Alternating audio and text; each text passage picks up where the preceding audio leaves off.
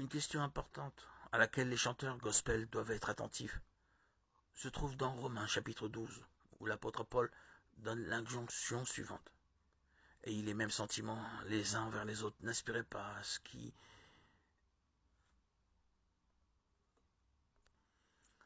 ce qui est élevé, mais laissez-vous attirer par ce qui est humble.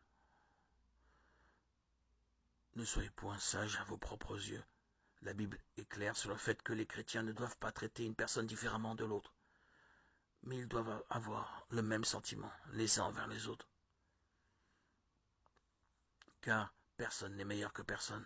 L'apôtre Paul compare l'Église à notre corps physique, où chaque membre a une fonction spéciale. Mais tous travaillent ensemble.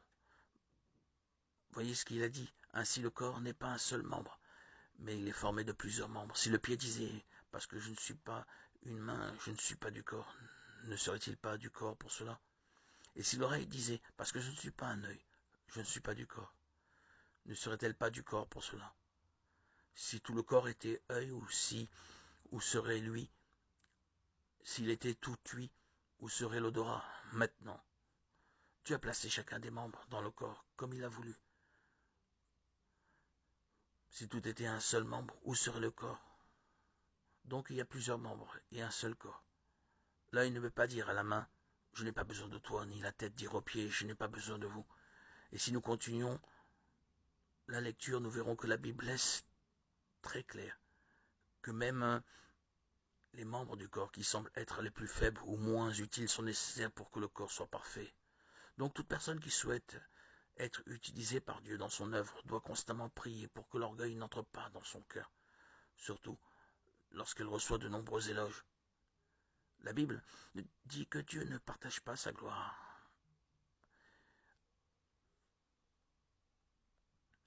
avec personne et répand sa grâce sur ceux qui sont humbles.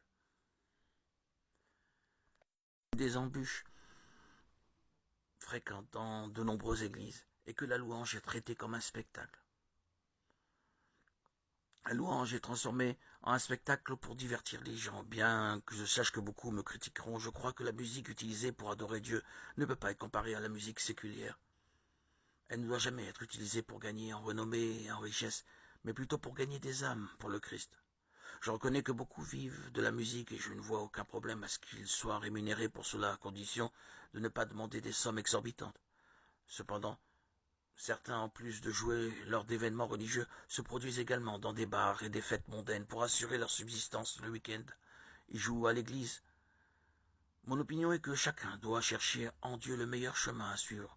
Je ne les juge pas car je comprends qu'ils ont besoin de gagner de l'argent pour vivre dans ce monde et qu'ils peuvent parfois rencontrer des difficultés pour se maintenir dans le milieu chrétien. Cependant, il est nécessaire de faire très attention à ne pas s'éloigner de Dieu et ne pas devenir une pierre d'achoppement pour de nombreux frères. De plus, il est important de souligner qu'il y a beaucoup de musiciens, des chanteurs déguisés qui se proclament de Dieu, mais n'ont aucun engagement envers lui.